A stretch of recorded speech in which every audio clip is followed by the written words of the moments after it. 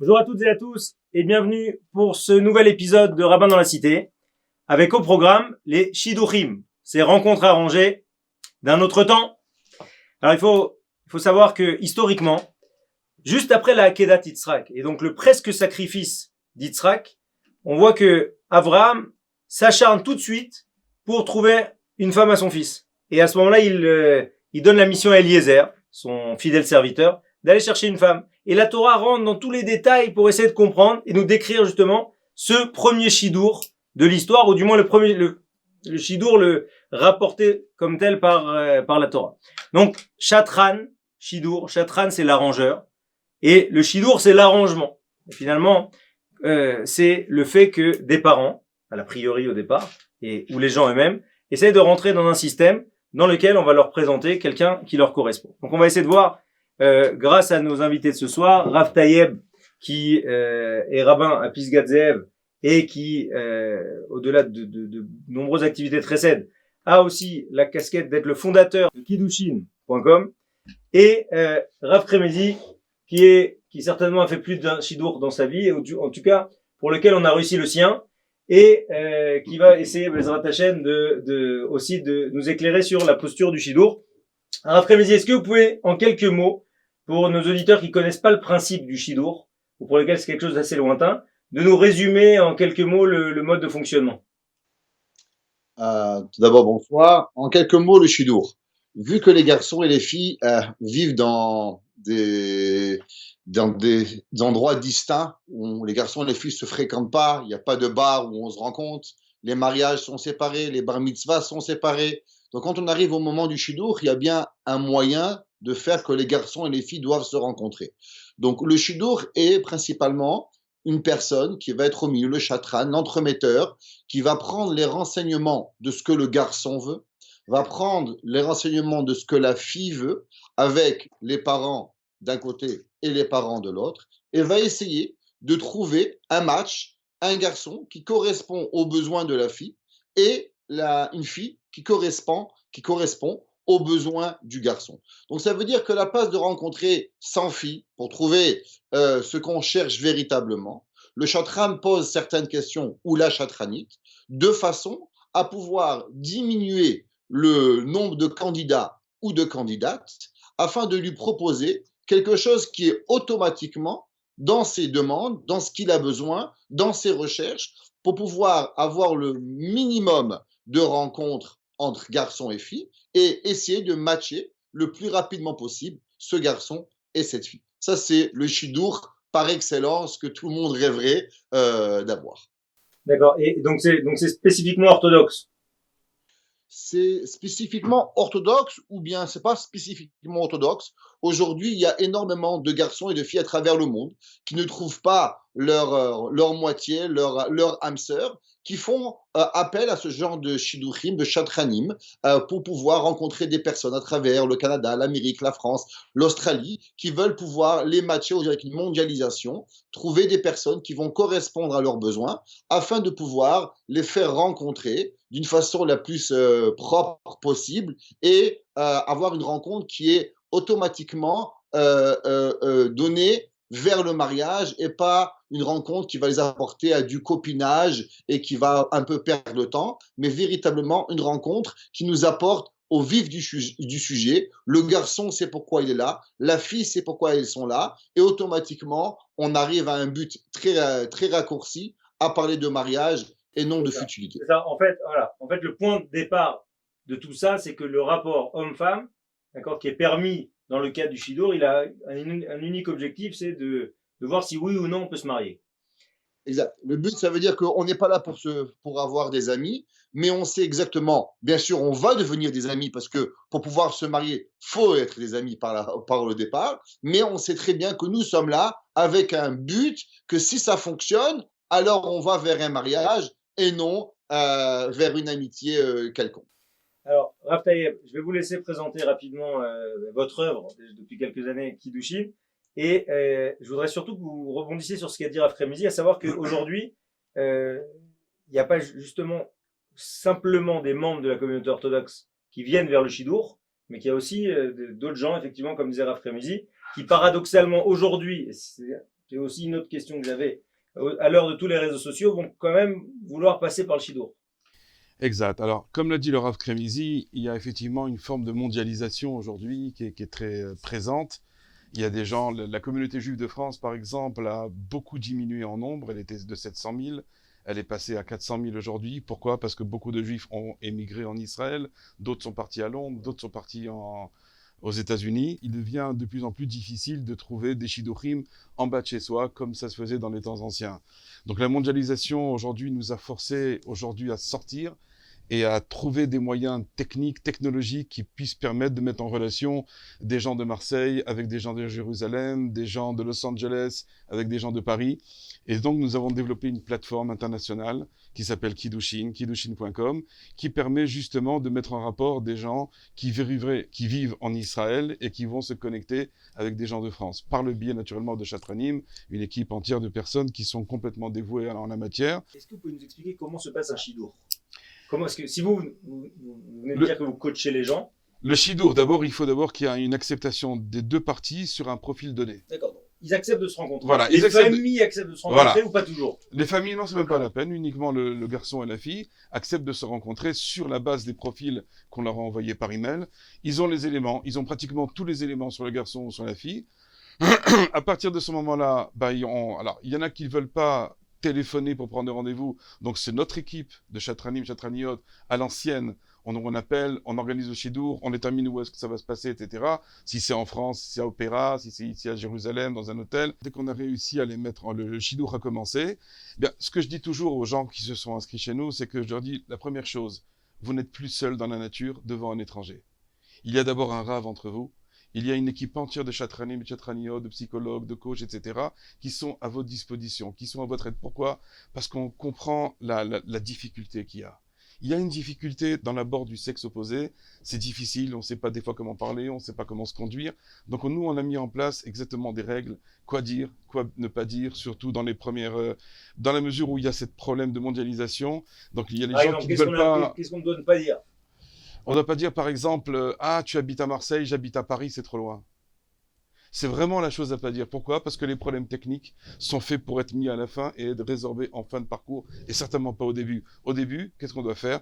Est-ce qu'il y a d'abord l'alchimie entre nous deux? Est-ce que je te plais? Est-ce que tu me plais? Est-ce qu'on a les mêmes vues dans la vie? Est-ce qu'on a les mêmes ambitions au niveau spirituel, au niveau matériel? Dans quelle direction nous voulons aller? Après les problèmes techniques, j'ai l'exemple d'un couple que nous avons marié, et il y avait quelque chose qui collait pas, c'est que le garçon avait un chat. Bon, c'était un garçon religieux et tout, mais il avait un chat, ouais, un petit chat. Et la fille ne supporte pas les chats. Ça a été un bras de fer. C'était un bras de fer de faire accepter à la jeune fille. Je dis, c'est pas grave. D'abord, regarde si ce garçon t'ématime ou pas. Je parle d'une jeune fille qui avait passé, elle a 38 ans, qu'elle a passé 18 ans à chercher, et elle était inscrite presque 3 ans chez Kiddushin. Donc quelque chose de très compliqué. Une très jolie fille, une magnifique, religieuse, tout à tous les points de vue, mais elle disait non à tout le monde. Mais anti-chat. Voilà. Mais alors, quand je lui ai trouvé son Shidour, je me dis, celui-là, ça va marcher, ça va aller. On lui a présenté le Shidour. Ah ouais, mais problème, il a un chat. Elle voulait tout arrêter. Jusqu'à ce qu'il y ait eu un bras de fer, je lui ai fait comprendre que les problèmes techniques, on en parlera après. Venez d'abord, on va voir si entre vous deux ça match ou pas. C'est ça le plus important. Est-ce qu'il y a une meshira? Est-ce qu'il y a un intérêt? Est-ce qu'on a envie de se voir? C'est comme ça qu'on détermine si oui, le Shidour ou non, il est bon, il est minachamaim ou pas. Est-ce qu'on a envie de la revoir? Est-ce qu'on est impatient de la revoir? Si c'est comme ça, alors il y a toutes les chances que ça peut marcher. Vous dites de plus en plus, il y a des gens non religieux qui viennent au Shidour. Énormément de gens non religieux. C'est ahurissant. Les gens non croyants, j'avoue qu'il n'y en a pas. Mais à partir de peu croyants, un peu pratiquants, traditionnalistes, jusqu'à orthodoxes, jusqu'à chassidim, il y a tout le monde à l'intérieur. Aujourd'hui, s'il y a une fille qui vous dit clairement de toutes les manières qu'elle fera pas Nida, vous allez la prendre ou pas? Même si elle fait pas Nida, on la prend parce qu'il y a un psaque du Rabban de Chaliaou qui a été matière en la matière. Par exemple, est-ce qu'on a le droit, la question a été posée comme ça, est-ce qu'on a le droit de faire un shidour entre quelqu'un qui est pas religieux et une fille qui n'est pas religieuse, quand on sait pertinemment qu'ils vont pas respecter les lois de pureté familiale? Le Rav a été posek, il y a d'autres poskim aussi qui sont venus en la matière, mais il y a une marloquette à poskim, attention. C'est une discussion entre les décisionnaires, mais en tout cas, le Rabban de Chaliaou ainsi que d'autres poskim ont décidé ont tranché la halakha, dans la mesure où il y a tellement d'idbolelou, tellement d'assimilation, donc il vaut mieux qu'ils se marient et Bezrat Hashem, ils feront tchouva ensemble. Et au moins qu'ils aient toutes les chances d'avoir des enfants juifs. Après-midi, Est-ce que vous pouvez nous expliciter, pour les gens qui ne connaissent pas, comment ça marche un shidour à l'intérieur? Moi, avec notre yeshiva, on se spécialise plus sur les shidurim Foum. Baruch Hashem, depuis 6 ans que la yeshiva existe, nous avons pratiquement fait 50 shidurim. Donc, Baruch Hashem, on est un Quand petit vous peu dites dans 50 shidurim, ça veut dire 50 mariages? 50 mariages. 50 D'accord. mariages qui sont mariés, Baruch Hashem, Shtabar Shemo, qui vivent à travers le monde. Il y a principalement dans les shidurim, on pourrait catégoriser 3 catégories de personnes qui vont faire des shidurim. Il y a les modernes orthodoxes, il y a les orthodoxes et il y a les chassidim. Dans le cas des chassidim, ça se passe un peu différemment parce que chez Bichal, chez les chassidim, chez les familles chassidiques, on parle pratiquement pas du tout, ni avec le garçon, ni avec la fille. Quasiment, les discussions se passent seulement entre les familles. C'est que le chatran parle à la famille du khatan, parle à la famille de la kala, ils arrangent énormément de difficultés qui pourraient entamer le khatan et la kala parce qu'ils sont très jeunes, et le shidour va se passer normalement ce qu'on appelle des béchos en 3 reprises. Ça veut dire qu'à 3 rencontres, ils doivent décider. Béchos, ça veut dire une rencontre, 3 rencontres, et à la 3e rencontre, ils doivent déjà décider s'ils sont faits l'un pour l'autre.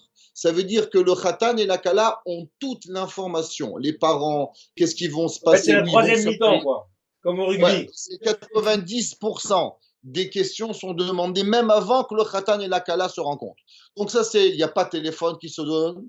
Normalement, ils se rencontrent dans une maison. C'est pas à l'extérieur. C'est 1 fois, 2 fois. La 3e fois, le jour du fiançailles, et ils se rencontrent 1 fois. Donc, on va mettre ce concept de côté qui n'est pas véritablement pour nous, pour nos auditeurs qui nous entendent. Ce qui nous intéresse à nous, c'est plutôt ce qu'on va appeler les modernes orthodoxes et les Bachouri Yeshiva religieux, qui est véritablement sur quoi nous on fait affaire. Le Khatan et la Kala ont chacun d'entre eux, bien sûr, il y a un chatran, ils ont normalement un rave et une rabbinite qui va les guider, à savoir ce qui se dit, qu'est-ce qu'on recherche dans un premier bdisha. Est-ce qu'à la première bdisha, on va demander qu'est-ce que tu fais, combien de temps ça va durer, qu'est-ce qu'on vient rechercher à chaque rencontre. Il est important que le garçon et la fille sont bien au courant de ce qu'on va venir chercher le jour de cette rencontre. Après cette rencontre-là, le garçon va parler avec son rave, la fille va parler avec sa rabbinite ou avec la personne avec qui elle est en charge, voir est-ce qu'ils sont partis chercher ce qu'on est venu vraiment chercher, est-ce qu'ils sont arrivés à leur but. Pendant les 2-3 premières guichottes, normalement, il n'y a pas de numéro de téléphone qui sont donnés. C'est vraiment le chatran, l'entremetteur, qui fait les arrangements. Après 3 guichottes, si le garçon et la fille, ils sont à l'aise, c'est là qu'on dit au garçon, OK, tu vas pouvoir demander le numéro de téléphone à la fille, de façon à ce que le garçon va pouvoir de lui-même appeler la fille, lui demander est-ce que tu es d'accord qu'on se rencontre lundi, mardi, mercredi, faire un certain arrangement. Le chatran va toujours appeler le garçon et la fille après les shidduchim pour voir s'il y a une difficulté, s'il y a quelque chose qui dérange, que le garçon ou que la fille n'a pas pu et n'a pas osé relever, ou elle a vu quelque chose qui l'a dérangé, elle ne sait pas comment faire avec. Donc, elle va en parler au chatran. Le chatran va parler au garçon, à la fille, ou au rave du garçon, ou à la rabbinite de la fille, à savoir est-ce que c'est un vrai problème ou c'est pas un vrai problème. Et au fur et à mesure des bguichotes, normalement, dans les shidduchim aujourd'hui, d'après les psakim qui ont été donnés par les coudes, on ne parle pas de mariage et le garçon et la fille sont libres de se rencontrer et d'apprendre à se connaître jusqu'à 8 à 10 bguichotes. C'est ce qu'en Amérique du Nord, c'est nahouk de faire. Après 10 bguichotes, normalement, le garçon, le chatran, doit savoir où est-ce qu'on s'en va. Est-ce que le garçon a déjà pris un derrière de décision? Est-ce que la fille a pris un certain derrière? Est-ce qu'ils ont besoin d'aide? Ou bien on doit arriver. Normalement, après 10 bguichotes... Ou sinon on coupe. Sinon, on coupe. Si on voit que ça va nulle part, il n'y a pas longtemps, j'ai été dans un shidour où les guichottes avançaient et les problèmes revenaient. Les garçons et la fille n'arrivaient pas à passer leurs difficultés. J'ai dû prendre la décision qu'on va arrêter là. Vous n'êtes pas fait l'un pour l'autre. Si vous n'arrivez pas à outrepasser cette difficulté, ça veut dire que vous n'allez pas pouvoir continuer. Donc, on leur demande des fois de prendre 2 semaines de break, de ne pas se voir. On les rappelle 2 semaines. Est-ce que vous vous êtes langui? Est-ce que vous arrivez? Est-ce qu'il y a un sentiment qui s'est développé l'un envers l'autre? Si oui, on continue. Sinon, alors on prend la décision de devoir arrêter. Dans notre façon plus à l'ancienne du Shidduchim, on s'assure que les parents sont conscients du garçon, de la fille. Très souvent, par exemple, il y a un père qui est à Avrir Kolel, l'autre côté, il n'est pas à Avrir Kolel. Est-ce que ça dérange? Des fois, il y a un père qui est un rave, l'autre qui ne l'est pas. Ils sont des Baal Teshuva. Il y a des guérims dans la famille. Il y a des frères et des sœurs qui ne font pas. C'est très important, on va appeler ça le shidduch à l'ancienne, que les parents des deux côtés sont très au courant de ce qui se passe, parce que malheureusement, très souvent, les garçons et les filles se rencontrent, les garçons et les filles s'aiment, veulent se marier, et là, les parents se mêlent. Ah, mais le père, il n'est pas avrer. Ah, le père est Baal Teshuva. Ah, la mère se couvre pas la tête. Le garçon, lui, est prêt à être mévater. Les parents sont pas prêts à accepter ça, et ça peut causer énormément de peine et de tsahar et de souffrance, que ce soit au garçon ou à la fille. Et malheureusement, très souvent, ça finit même par devoir arrêter le shidour quand le garçon et la fille ont véritablement un avenir pour pouvoir. En tout cas, Rav Kremezi, vous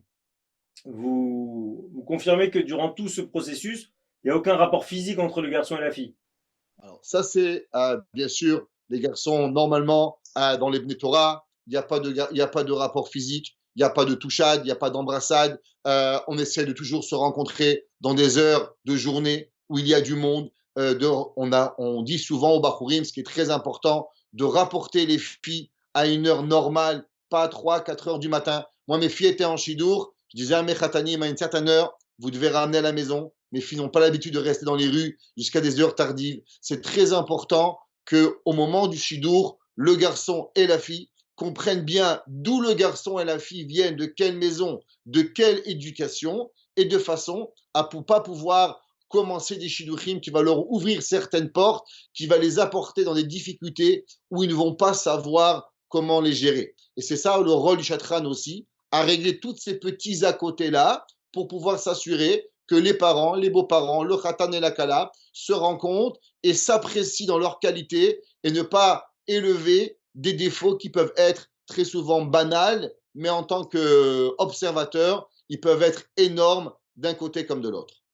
On a bien compris. Maintenant, Rav Taïeb, par rapport à ça, finalement, quand on entend Rav Kremezi, c'est une mécanique bien huilée, quand on vous entend, il faut dire ça, attention à ne pas dire ça, des algorithmes, un travail de fond pour faire en sorte que ça matche au maximum, parce que justement, les gens sont devenus difficiles, etc., etc. On leur dit de ne pas regarder ci, de ne pas regarder ça, on verra les problèmes techniques à la fin. Est-ce que finalement tout ce système, c'est pas un tue-l'amour?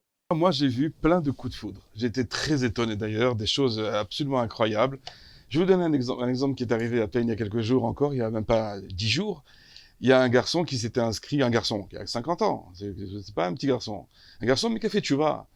Et il est chef d'orchestre symphonique, enfin vraiment une très belle stature et tout. Et bon, il s'est inscrit à du Kof, cantor, etc. Quelque chose de très spécial, hein. C'est un très haut niveau musical. Et bon, on a commencé à lui faire des shidduchim, ça n'a pas collé, c'était pas ça. Bon, j'ai laissé faire les choses. Et puis après, quelques temps après, il y a une femme qui s'est inscrite aussi, à 50 ans, elle aussi religieuse, Bala Tchouva, qui revenait mamash vers la Torah, vers les sources et tout. Et c'est pas 50 ans qui vous a dit je veux une fille de 28. Non, heureusement, parce que là, on a d'autres problèmes à ce niveau-là. Ça, c'est aussi des grandes complications. Mais cette dame, qui était même pas dans la cinquantaine, elle aussi, était violoncelliste, musicienne, mais Choseret Bitchouva, Mamash Be'ava. Et je lui dis, tiens, c'est drôle, je ressens quelque chose, en vous parlant et en ayant parlé à ce garçon il y a quelque temps, que vous êtes vraiment fait l'un pour l'autre. Mais manque de chance, comme on dit. Entre-temps, le garçon avait fait un chidour, et elle, on lui a fait un chidour à elle aussi. Et ça n'a pas marché. Alors, je l'appelle, je lui dis, écoutez, j'ai un chidour pour vous. Elle me dit, c'est le chef d'orchestre? Je lui dis, oui, le chef d'orchestre. Je leur ai donné les numéros de téléphone. Presque, ils n'allaient pas se marier au téléphone. Je ne sais pas si vous arrivez à me croire ou pas. Ça a matché tout de suite. c'est quelque chose d'inimaginable. Ils sont restés 4 heures au téléphone, ils ont passé 4 heures tous les jours pendant presque une semaine, et là, ils ont commencé maintenant à se voir, et quasiment, elle m'a appelé encore hier, on parle maintenant de mariage dans les semaines qui vont suivre.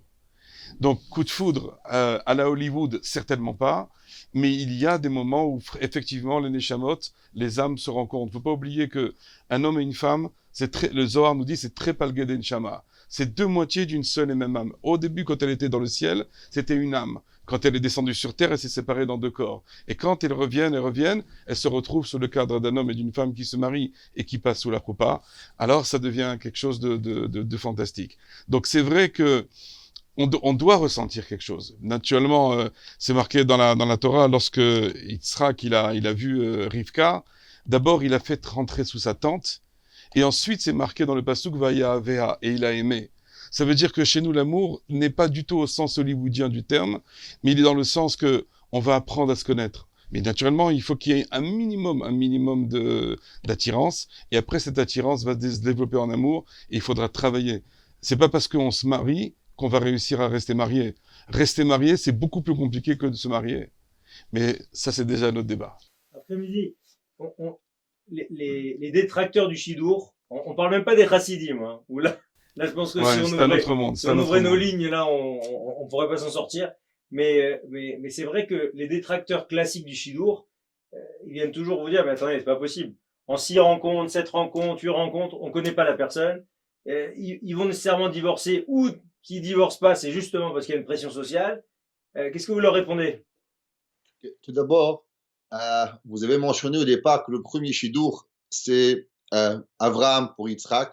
Je pense qu'il faut mentionner que le premier Chatran, c'est Akadosh Baruch Hu. La Gemara a dit que la matronite, elle a demandé à Rabbi Akiba, qu'est-ce que Akadosh Baruch Hu il fait depuis que le monde il est créé? Et il a répondu que Akadosh Baruch Hu il est Mezavek Zivugim. Donc le plus grand Chatran qui existe, c'est Boréola.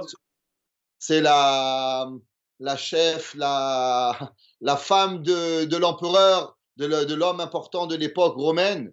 Et elle lui a demandé qu'est-ce qu'il fait à Kadosh Baruch Hu depuis qu'il a créé le monde. Le monde est déjà créé. Il a dit qu'il est Mezavek Zivugim. Ça veut dire que le premier chatran au monde, c'est Kadosh Baruch Hu. C'est lui qui fait les coupes. Il a fait Adam et Chava. Tous les jours de sa vie, il marie chaque personne. Et d'abord, je pense qu'il y a une ékouda, il y a un point très important qu'il faut mentionner déjà, c'est la tfila. On doit tous, on peut avoir les meilleurs algorithmes, on peut avoir les meilleurs chatranim, on peut avoir les plus grandes brachot du monde et des plus grands rabbanim et mekoubalim du monde. Chacun de nous, d'abord, doit prier. La tefila est la clé centrale de chaque zivoug pour pouvoir être accompli. Ça, c'est d'abord une chose, et que je me permets de prendre 1 minute pour en parler à tous les garçons et toutes les filles à travers le monde qui nous écoutent. N'oubliez pas de prier. Et prier, et encore, et prier, et encore prière. La prière est la clé de tout. Alors attention, je vous coupe tout de suite. J'ai lu, peut-être que je me trompe, mais j'ai lu à plusieurs reprises que on ne devait pas prier pour qu'un tel spécifiquement devienne mon mari ou ma femme. J'ai pas dit qu'il faut, j'ai dit prier pour avoir son zivou. J'ai compris, mais vous pouvez préciser ça, c'est intéressant. La maman de Rav Chaim Kanievski disait à Rav Chaim à chaque fois qu'il allait en Shidour, elle disait à mes enfants, vous allez prier. Si elle est pour vous, qu'elle vienne vite. Et si elle n'est pas pour vous, qu'elle part encore plus vite. Ma grand-mère priait la même prière pour ses enfants et ma maman me disait pareil quand je sortais en Shidour. Donc ça veut dire que d'abord, il faut prier que si c'est pour moi que ça vient, c'est pas pour moi que ça parte. Et ça, c'est la façon qu'on doit prier à Kadosh Baruch. On peut prier spécifiquement, une fois qu'on a rencontré quelqu'un, qu'on pense qu'il est bien pour nous, pour qu'il devienne notre mari ou non?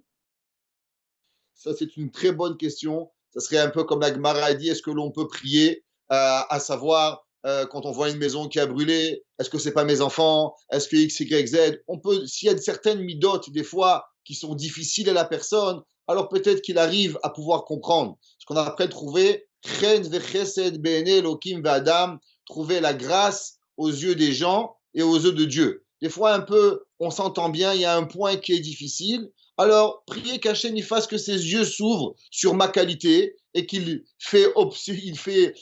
il enlève de ses yeux mon défaut et que ma qualité soit plus grande que mon défaut et qu'il va commencer à m'apprécier. Donc d'abord, ça c'est la tefila. Par rapport au Shidduchim, il faut savoir que dans le monde de la Torah, nous sommes limités à ce que nous pouvons faire. Ça veut dire, on ne peut pas vivre ensemble, on ne peut pas dormir ensemble, on ne peut pas rester ensemble des heures entières parce qu'il y a des problèmes de yichoud. Donc, véritablement, à combien on peut véritablement se connaître pour pouvoir se marier. Ça veut dire, si vous demandez aux personnes qui ont fait des shidduchim, eux-mêmes, au bout d'un moment, si on respecte la Torah, il y a une limitation de combien véritablement on veut se connaître. Dans le monde non juif ou dans le monde libéral, d'abord on boit un café, d'abord on parle, d'abord on devient des amis. On a 1 million de questions qu'on se pose, qu'en vérité, toutes ces questions-là, elles sont déjà posées par le chatran.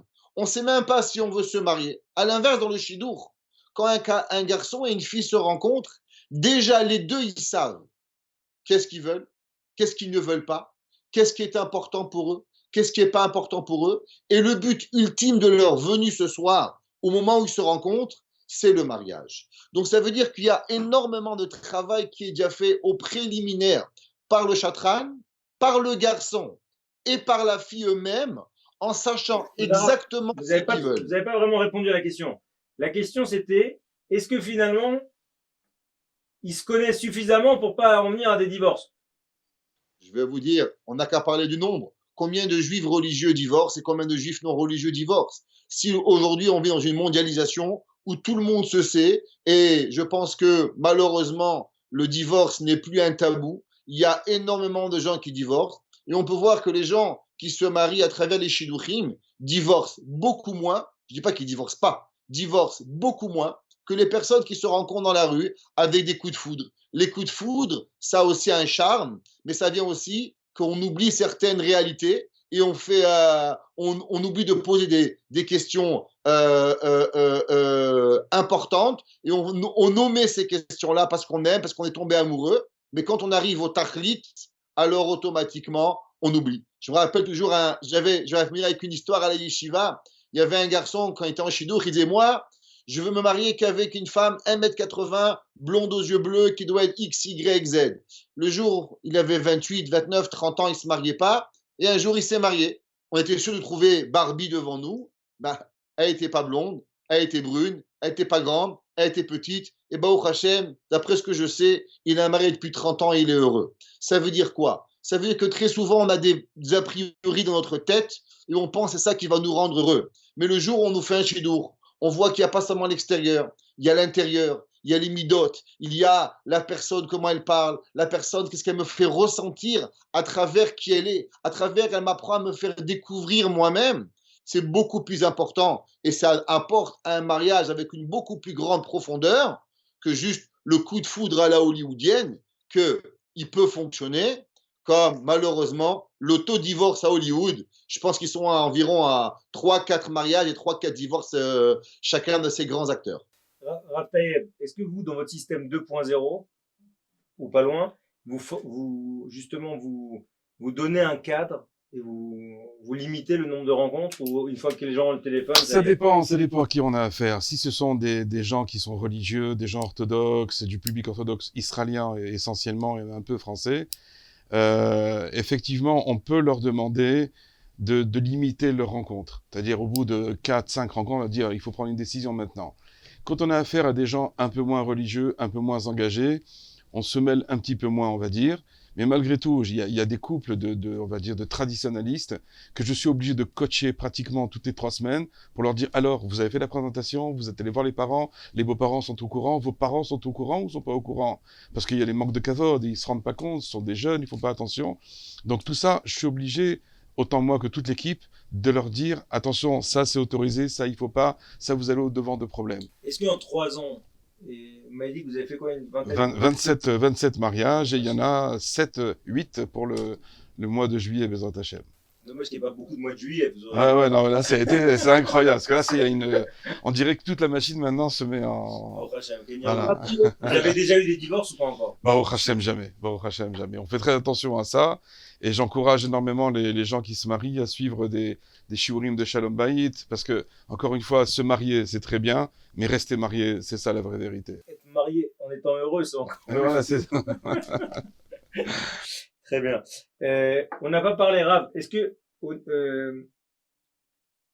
au niveau financier, l'argent doit être un aspect clé finalement de ce système? À 2 niveaux. Au premier niveau, au niveau des familles, c'est-à-dire des capacités financières des familles. Est-ce que finalement, pour vous pensez que c'est un point important? Et deuxièmement, derrière, pour tout ce qui est argent pour le chatran, est-ce que c'est vraiment clé ou est-ce que c'est secondaire? Tout d'abord, il faut savoir que le problème financier, quand on est avec deux familles différentes, très souvent, comme j'ai expliqué, un Avrer Kollel versus un Baal Habayit, le Avrer Kollel, le religieux, il a 10-12 enfants, mettre des montants de 50-60 000 dollars par mariage, c'est pas faisable. De l'autre côté, on a une famille que Baruch Hashem, ils ont une bande parnassa et ils ont deux enfants. Donc pour lui, dépenser 50 ou 100 000 dollars, c'est quelque chose de minimal pour lui. Et là, ça peut vraiment causer des problèmes énormes entre le garçon et la fille, parce qu'après, les parents se mêlent, les parents mettent la pression sur le khatan, les parents mettent la pression sur la kala. Donc d'abord, dans la façon que nous, on fait nos shidduchim, on essaye même de parler de ça avant même que les garçons et la fille se rencontrent. Si on dit, voilà, le garçon est un homme de yeshiva, son père est un homme religieux, une petite parnassa, quel genre de mariage vous voulez faire? Qu'est-ce que vous vous attendez de la famille du garçon pour pouvoir demander? Est-ce qu'il y a des demandes spéciaux, une bague, des bijoux, une maison? Aujourd'hui en Israël, par exemple, beaucoup de parents demandent que les familles se donnent un certain montant pour acheter une maison à leurs enfants. Il y en a qui demandent, par exemple, pas de maison en Amérique, mais de donner une subvention pendant 2, 3, 4 ans, 5 ans du côté du papa du khatan ou du côté du papa de la kala. Ça veut dire aux États-Unis, ça n'existe pas du tout que les familles se cotisent ou plus exactement que souvent la famille de la fille contribue très largement à un appartement? Non, l'appartement non, mais qu'il y a une subvention mensuelle, oui, que les deux parents se mettent d'accord. Ça varie en 3 et 5 ans. 3 à 5 ans, la moyenne est d'environ 1500 dollars américains de chaque côté, de façon à ce que le couple puisse subvenir à leurs besoins de chaque côté. Alors à la fin, ça vous revient plus ou moins. Hein? Ça aurait dû me marier aux États-Unis. Alors, moi, je ne les ai pas reçus, vous inquiétez pas. Si vous voulez, Rav, on pourra faire un petit appel à la fin. Alors, non, bon, Hachem, je suis heureux avec qui je suis. Et donc, il y a des besoins, il y a des demandes, et c'est très important de parler de ces problèmes avant. Sinon, ça amène énormément. Le khatan se sent biaisé, la kala se sent maltraitée, qu'elle n'a pas reçu ce qu'elle a besoin, et vice-versa, ce qui peut apporter énormément de tension. Et au Canada, c'est le même système qu'aux États-Unis, c'est à peu près les mêmes montants? Non. Au Canada, on n'est pas du tout comme ça. Si on se marie avec des Américains, alors on doit suivre les Américains. Mais si on se marie avec des Canadiens, c'est un peu différent. À la française, quoi. Aujourd'hui, il y a des mariages, ce qu'on appelle takanot, où les deux familles payent un mariage qui est pas mauvais et qui est pas rien, avec un certain montant d'argent qui va plaire à tout le monde, un mariage qui est plus ou moins arrangé, qui va pas coûter trop cher. Et après, il y a le chatran. Le prix va varier par rapport à la difficulté du shidour, au nombre de temps que le chatran va passer, et aussi à l'âge, si la fille elle est malade, si le garçon il est malade, s'ils sont divorcés, plus il va y avoir de travail, et plus il va y avoir un paiement qui va être fait. Nous, on est venu toujours avec cette idée de rien prendre, d'accord, en faisant une mitzvah complètement les Shem Shamaïm, etc. Et c'est vrai que quand on arrive face au monde ashkénaze beaucoup plus structuré, beaucoup plus organisé, on voit que finalement, le fait de prendre de l'argent, ça a quand même du bon. Parce que je sais que je me permets de dire ça par rapport à nos auditeurs, parce que le monde Sfarad, c'est un monde très du cœur, d'accord? C'est-à-dire que la Torah doit pas être mêlée avec l'argent ou peu. Mais du coup, c'est vrai qu'il y a aussi la question de l'efficacité. Par exemple, le système du Rav Taïeb qui sort un petit peu avec un système de coaching où les gens doivent payer mensuellement, etc. Ça a aussi du bon, c'est que derrière, il y a un vrai suivi, il y a un vrai soutien. Qu'est-ce que vous en pensez, vous qui n'êtes pas dedans? Tous mes enfants, j'ai payé. Baruch Hashem, tous mes enfants, j'ai payé. On a payé avec les Mechoutanim, ce qu'il fallait payer. On sait que d'après la halakha, c'est important de payer. Pour le mazal des enfants, c'est très important de payer. Donc, Baruch Hashem, j'ai payé, je suis fier d'avoir payé. Je paierai encore Bezrat Hashem pour avoir des bons shidduchim et avoir encore de la bonne atzlacha à mes enfants. Les gens ne savent pas le travail que c'est.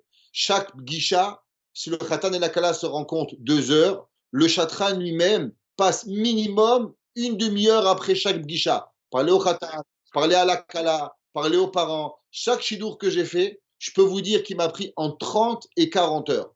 Donc, même si on m'avait donné $1000, je ne pense pas que c'est beaucoup. Pour travailler 30-40 heures pour avoir $1000, c'est $20, $25 de l'heure pour avoir et apporter un khatan nekala sous la choupa. Avec ça, on les marie. Donc, je pense que c'est quelque chose de tout à fait normal que les gens doivent payer, doivent comprendre que ce n'est pas seulement un numéro de téléphone, ce n'est pas seulement un nom, c'est tout un travail qui est par derrière. Et aussi, quand on sait qu'on va recevoir une rémunération par la fin, alors comme vous l'avez dit, il y a le cœur, et aussi, ça demande énormément de privation de notre famille. C'est du temps qu'on prend le soir, au moment de souper, au moment de dimanche après-midi, pendant les vendredis, pendant le Shabbatot de nos familles, pour pouvoir éduquer. Et ce temps-là doit être repayé quelque part. Si ce n'est pas nous qu'on est à la maison, là, quelqu'un d'autre doit être à la maison pour nous. Si c'est un rabbi pour nos enfants, c'est une femme de ménage pour notre femme. Si c'est un cadeau à notre femme parce qu'on a passé 6 heures au téléphone et qu'on n'était pas avec elle pendant tout un après-midi, je pense que les gens doivent comprendre que une mitzvah, c'est bien, mais 40 heures de mitzvah, je ne sais pas combien de personnes le font. Je pense que vous relevez un point extraordinaire. Et je pense qu'il faut savoir qu'il est important pour toutes les personnes qui sont au Shidour, savoir que être un chatran, c'est un travail, ça demande beaucoup de temps, beaucoup d'émotions, beaucoup d'affection, beaucoup de talent, et ce travail-là, il doit être rémunéré quelque part. Ça demande surtout beaucoup de bienveillance. Parce qu'il faut comprendre la détresse de la solitude, la détresse du célibat. Et quand on a ressenti cette détresse qui fait partie des hommes et des femmes d'aujourd'hui, et dans quelle solitude extrême ils se trouvent et qu'ils n'ont pas de solution et qu'ils veulent faire les choses d'une manière cachère, ou tout simplement parce qu'ils n'ont aucune opportunité de rencontrer des juifs et des juives de tel ou tel niveau spirituel, il faut les aider, et c'est que par le biais de la bienveillance qu'on peut le faire. Juste pour le mot de la fin, je vais vous donner à chacun la parole. Qu'est-ce que vous conseillez à nos auditeurs pour réussir leur shidduchim, pour réussir leur rencontre, les gens qui sont pas encore mariés ou qui ont déjà été mariés, qui doivent se remarier? C'est quoi les conseils que vous leur donnez? La première chose, comme l'a dit le Rav Kremizi tout à l'heure, c'est la tfila. On ne peut pas passer outre la tfila, c'est un élément incontournable. Il faut prier Hachem, il faut lever les yeux vers le Boré Olam, il faut le supplier, il faut aller faire les Gvarim, aller chez Rabbi Shimon, aller chez Rabbi Nachman, aller chez Baal Shem Tov, aller au Kotel, prier, pour que les portes s'ouvrent dans le ciel. Il y a cette notion aussi de savoir se conduire pendant le Shidour. Et ça, on se rend compte que même si on a des fois 40 ans ou 50 ans, il y a des personnes qui n'ont pas appris à parler à une femme. Il y a des personnes qui ne savent pas que lorsqu'ils vont lui offrir un verre, ils doivent lui demander d'abord qu'est-ce qu'elle veut, elle, comme verre.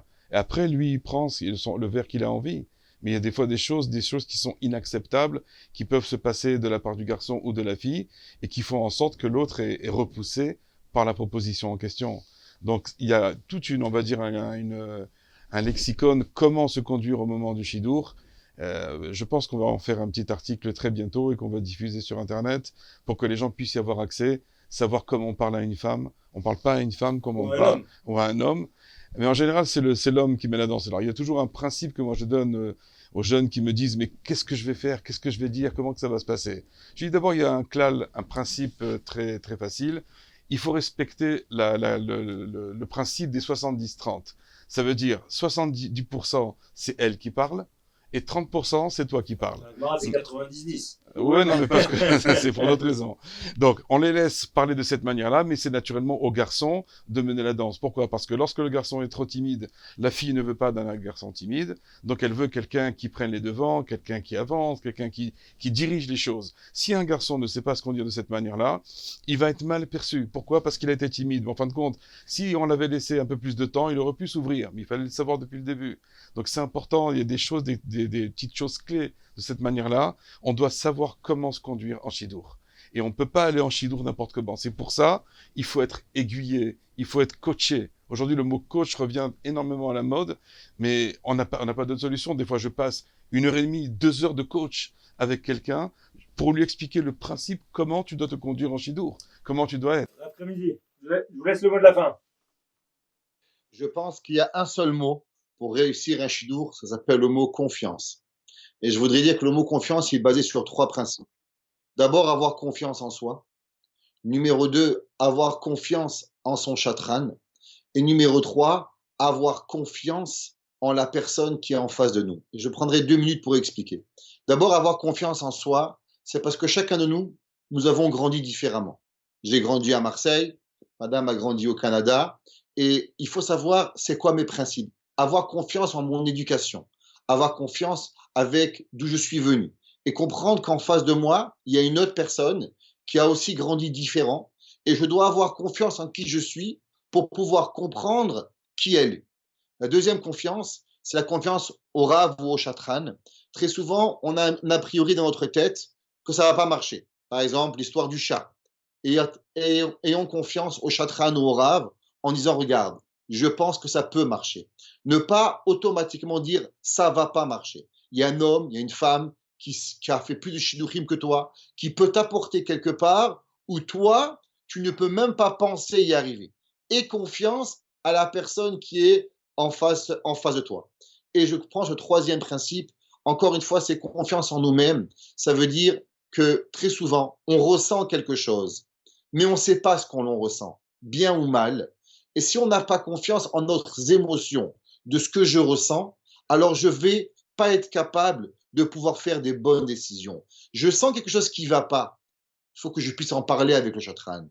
Je sens que ça va bien. Je sens que mon cœur s'ouvre. Il faut que j'ai confiance avec mes sentiments. Et si on n'a pas cette confiance en nous, on est voué à être bloqué, coincé et ne pas pouvoir avancer. Ou bien des fois, les choses avancent trop vite et nous-mêmes ne nous sommes pas prêts. Donc c'est pour ça que je pense que le mot-clé dans un shidour, à tous les niveaux, confiance en Akadosh Baruch Hu, confiance au chatran, confiance à moi-même et confiance en mon éducation qui me donne et qui m'a permis de savoir faire une distinction entre le bien et le mal. Et à travers ça, je peux arriver dans un shidour et être la mieux ou la meilleure ou la mieux préparée à arriver à avoir un shidour avec le maximum de succès. Voilà, Rabbanim, merci beaucoup. Et comme le disait le Rav, chers auditeurs, merci pour votre confiance.